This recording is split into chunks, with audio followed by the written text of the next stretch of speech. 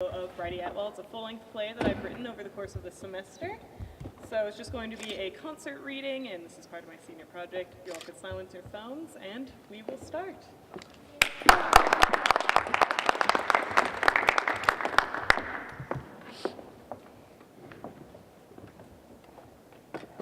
The Shadow of Bridie Atwell by Bosie Rand. Characters: Bridie Atwell, played by Abby Weber. Virgil, played by Calvin Schlottman. Donnie, played by Jimmy Gwynn. Setting: a hotel. Two-story set divided into three parts. One large room on the first floor. On top is a smaller room. A staircase connects the levels on stage left. Bottom floor is the lobby. Top floor is Bridie's room. The lobby contains a front desk and television facing the front desk. Bridie's room contains her bed and a kitchenette. Scene 1. Darkness. Donnie is sitting at the front desk. The television in the lobby flickers on. Audio can be heard, but should switch on and off along with the flickering of the light. Static can be added, as well as other sound effects to give the scene a jarring quality. As the audio goes on, shadow men should appear, can be creeping in from the edge of stage or even from the audience. It has been 6 months since the so-called Shadow Man epidemic. Worldwide humanoid beings of shadow have appeared. Unclear whether they present a threat. Do not attempt. No reported injuries or violence. They appear to disappear when citizens have been advised can walk through walls. Religious experts claim these shadow men are a sign. Do not attempt. Advised to keep all doors and windows shut and locked. As of now, no explanation can be. No communication has been established. Do not attempt. Do not engage beyond chasing them out. Do not attempt communication.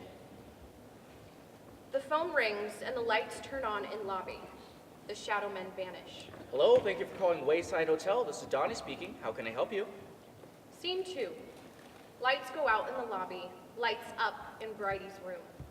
A large print of The Return of Spring by William Adolph Bouguereau hang on her wall. Bridie stands and seems to address a dark corner of her room as she speaks. There's a painting that hangs in the Joslin Art Museum in Omaha, Nebraska. The painting is The Return of Spring by William Adolph Bouguereau. Painted in 1886, it's what many scholars consider a classic example of French academic painting. It shows the nymph Galatea awakening and bringing back the warm weather. It's beautiful. And if you go see it now, you'll see it's behind thick glass and rope. All the furniture around it's nailed down. Not many other paintings are like that, particularly not less valuable ones like The Return of Spring. But in 1890 and 1976, this one random painting was attacked. Men visiting the gallery picked up the chairs and physically attacked it. They did minimal damage before they were restrained by security, but the repetition of attacks made an impression. The men couldn't explain exactly why they attacked the painting. A common theory is the nudity drove them to it, but it isn't as if nudity is uncommon in classical art. The Return of Spring was criticized for being bloodless, emotionless, all form and no feeling, and yet the painting caused 2 attacks. A beautiful painting, a painting that was so perfect, some people hated it. And isn't that how it always is? The people who call you beautiful and perfect and without a flaw, they're the same people who end up leaving you with a black eye and a sprained wrist. 100 excuses to your family and coworkers until you run out of lies to tell and just stop speaking. And even once you get away from them, nothing's the same. I think about that painting a lot. And I'm glad it's behind thick glass. Scene 3. Bridie enters the hotel lobby. Virgil sits above in Bridie's room. Donnie sits behind the concierge desk. Bridie waves to Donnie and attempts to walk by. Hey, Bridie. Yeah? Your mom called me about 20 minutes ago. She seemed pretty panicked that she couldn't reach you on your cell phone. Oh, I'm sorry. I was in an appointment. I drove home without looking at my phone. Oh, it's fine. You should probably call her. She said she was worried you were dead in a ditch somewhere or kidnapped or something, and I wasn't really sure what to say about that. I mean, I was pretty sure you weren't dead in a ditch, kidnapped or murdered, but I also couldn't get you to answer your phone. Oh my God, I'm so sorry she said all that. I don't know where she gets these ideas. I'll call her when I get up to my room. Thanks for doing that for me, Donnie. Yeah, it's really no big deal. You took the rest of my shift tonight, so it's not like I can really afford to piss you off or anything. Okay, well, I'll call her and then I'll come down early. Thanks. Bridie heads towards the stairs. Oh, wait. Bridie? Yeah?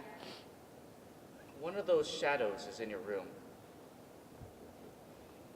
Sorry. Bridie heads towards the staircase. Scene 4. Shit. Bridie exits to the staircase. She enters her room where Virgil stands. Virgil has a humanoid shape that is made entirely of shadows. They are significantly larger than the average person. Bridie sees Virgil and flinches. Shit. Virgil stands. Oh, holy shit. You have to leave. Guests are scared of you. Go away. Vanish or go to another room. Wait, fuck, don't go to another room. Don't go into a guest room. Virgil steps towards Bridie. What are you doing? As Virgil walks, a trail is left behind him. What is that? Are you bleeding? Virgil continues to advance until right in front of Bridie. Bridie walks under the height of Virgil. She is completely dwarfed. Back up. Don't stand so close. Virgil retreats to the corner.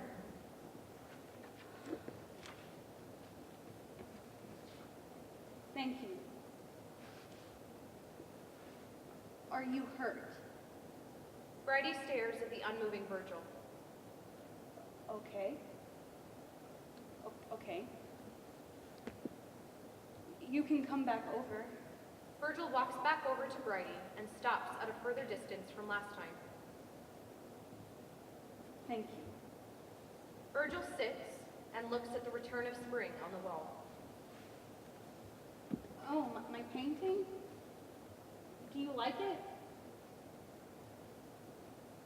It's my favorite. It's called The Return of Spring. It's not that old of a painting, relatively speaking. It's beautiful, though. And it's the only painting I ever owned a print of and framed and all that. Bridie walks to her kitchen as she speaks and gets a washcloth. She wets it and returns to Virgil, who is still staring at the painting. I'm gonna put this on you, okay? Bridie breathes deeply. Okay. Bridie places the washcloth where Virgil bleeds. The washcloth steadily soaks through and turns black. The color extends onto Bridie's arm. Okay. Scene 5. It's the middle of the night. Bridie awakens. Bridie turns on her cell phone flashlight in Bridie's room. Bridie is in bed. Virgil hunches in a corner. Bridie sees Virgil and flinches. She hides under her blanket for a few moments, then emerges again. As her hand emerges, it is still shadowed. Virgil no longer bleeds. I'm sorry. I forgot you were here. Bridie sees her arm, examines it under the light. Oh. I thought it would go away, or that I dreamed it. I thought I might have dreamt you. Bridie holds out her shadow arm. But what does this mean? Am I going to die? Virgil walks towards Bridie. Bridie flinches. Virgil stops. Sorry, it's okay. You can come over. I'm okay. Virgil comes to Bridie. Virgil holds Bridie's shadow arm. What does it mean? I'm sorry. I don't even know why I'm asking you this. Virgil places Bridie's shadow arm on his forehead. I don't understand. Virgil releases Bridie's shadow arm. I'm sorry. I'm sorry, I don't understand. Virgil retreats to the corner. Bridie looks at the time on her phone. I should go back to sleep. Are you still Will you still be here when I wake up? It's okay if you are. Good night. Bridie lays back down. Scene 6. Bridie sleeps in her bed. The room phone rings. Bridie answers the phone.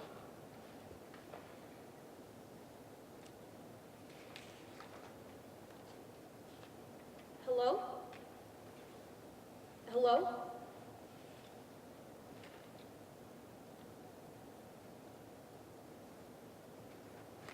Hello? Who's there?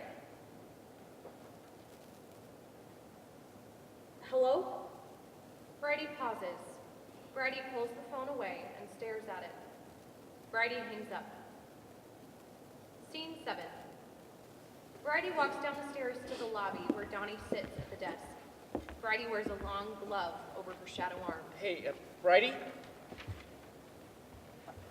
Yeah, Donnie? I've been getting some weird calls.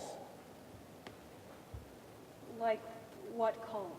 Some guy, I think, keeps calling and hanging up. Have you talked to him? Not really.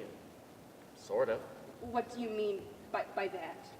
So he just sort of breathes, and it sounds like a man. He hasn't said anything?